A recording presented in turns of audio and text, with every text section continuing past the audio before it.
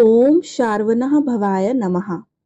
षष्ठी तिथि भगवान स्कंद को समर्पित है। शुक्ल पक्ष की षष्ठी के दिन श्रद्धालु लोग उपवास करते हैं और षष्ठी तिथि जिस दिन पंचमी तिथि के साथ मिल जाती है उस दिन स्कंद षष्ठी के व्रत को करने के लिए प्राथमिकता दी गई है। इसलिए स्कंद षष्ठी का व्रत पंचमी तिथि के दिन भी हो सकता है। स्कंद षष्ठी को हम कंद षष्ठी के नाम से भी जानते हैं। स्कंद देव भगवान शिव और देवी पार्वती के पुत्र और भगवान गणेश के छोटे भाई हैं। भगवान स्कंद को मुरुगन, कार्तिकेय और सुब्रमण्यम के नाम से भी जाना जाता है। भगवान कार्तिकेय को मुरुगन के नाम से जाना जाता है क्योंकि इनका वाहन मोर है। माँ दुर्गा के पांचवें स्वरूप स्कंद माता को भगवान कार्तिकेय की माता के रूप में जाना जाता है। नवरात्रि के पांचवें दिन स्कंद माता का पूजन करने का विधान है। इसके अलावा इस षष्ठी को चंपा षष्ठी भी कहते हैं क्योंकि भगवान कार्तिकेय को सुब्रमण्यम के नाम से पुकारते हैं और उनका प्रिय पुष्प चंपा है। भगवान स्कंद शक्ति के आदिदेव हैं। भगवान कार्तिकेय की पराक्रम को देखकर उन्हें देवताओं का सेनापति बना दिया गया और इस पर्व पर भगवान मुरुगन की आराधना के से मान सम्मान, शौर्य, यश और विजय की प्राप्ति होती है। इस अवसर पर भगवान शिव और माता पार्वती की पूजा का भी विधान है। इस तिथि पर विधि पूर्वक व्रत करने से संतान सुख की प्राप्ति होती है और रोग, दुख, दरिद्रता से भी मुक्ति मिलती है। विधि पूर्वक व्रत करने के लिए सबसे पहले प्रातःकाल उठकर स्नान आदि के बाद नए वस्त्र धारण करें। तत्पश्चात भगवान कार्तिकेय की प्रतिमा की स्थापना करें और दक्षिण दिशा की ओर मुख करके पूजन करें। पूजन सामग्री में घी और दही को अवश्य शामिल करें। इसके बाद भगवान मुरुगन की आराधना करें और मंत्र जाप करें। मंत्र क्या है? ओम तत्पुरुषाय विद्महे महासैन्य धीमहि तनो स्कंदा प्रचोदयात्। व्रती को मांस, मदिरा, प्याज, लहसुन का परित्याग कर देना चाहिए।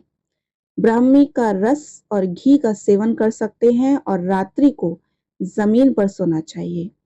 आइए सुनते हैं स्कंद के जन्म की कथा। एक बार की बात है, असुरों सुरपद्मा और उनके दो छोटे भाइयों सिंहमुख और तारकासुर द्वारा देवताओं को कठोर यातना दी गई। कठोर तपस्या के बाद इन असुरों ने शिव से दुर्लभ और शक्तिशाली वरदान प्राप्त किए। वे 108 युगों की अवधि के लिए स्वर्ग और बैकुंठ सहित 1008 ब्रह्मांडों पर राज करते रहे। उनका अंत शिव की संतानों के हाथों ही होगा, ऐसा उन्हें वरदान प्राप्त था। माता सती ने तब हिमवान की पुत्री पार्वती के रूप में पुनर्जन्म लिया और शिव के पति के रूप में पाने के लिए कठोर तपस्या की।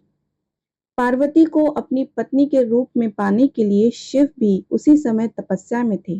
कालांतर में शिव ने हिमवान की पुत्री पार्वती से विवाह किया। देवताओं ने फिर से कैलाश में शिव से उनकी संतान के लिए प्रार्थना की।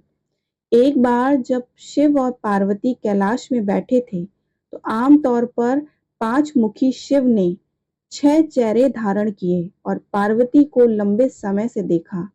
शिव के 6 चेहरों में से प्रत्येक में तीसरे अग्नि नेत्र से एक 6 मुख वाले तेजस प्रकट हुए जो 1 करोड़ सूर्यों के तेज और कालाग्नि की तरह जल रहे थे। देवता गर्मी से विचलित होकर इधर उधर भाग रहे थे। उन्हें आराम देने के लिए शिव ने तेजस को वापस बुलाया और इसे छोटा और सहनशील रूप में परिवर्तित कर दिया। उन्होंने अग्नि और वायु को आदेश दिया कि वे तेजस को गंगा में सफेद सरकंडों तक ले जाएं। अग्नि और वायु ने कठिनाई से बारी बारी से अपने सिर पर तेजस को ढोया और अंत में इसे गंगा में छोड़ दिया। नदी के ऐसे कमल के एक समूह में नरकट की एक मोटी परत के बीच जमा कर दिया। तेजस 12 हाथों वाले 6 मुखी सुंदर बच्चे में बदल गया। विष्णु ने 6 कार्तिका द्वारा देवियों को नवजात शिशु को दूध पिलाने के लिए कहा।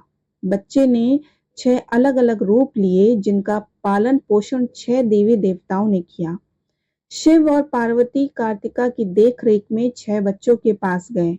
पार्वती ने 6 बच्चों को एक साथ गले लगाया और इस प्रकार स्कंद का जन्म 6 तेजस्वी चेहरों और 12 हाथों के साथ हुआ।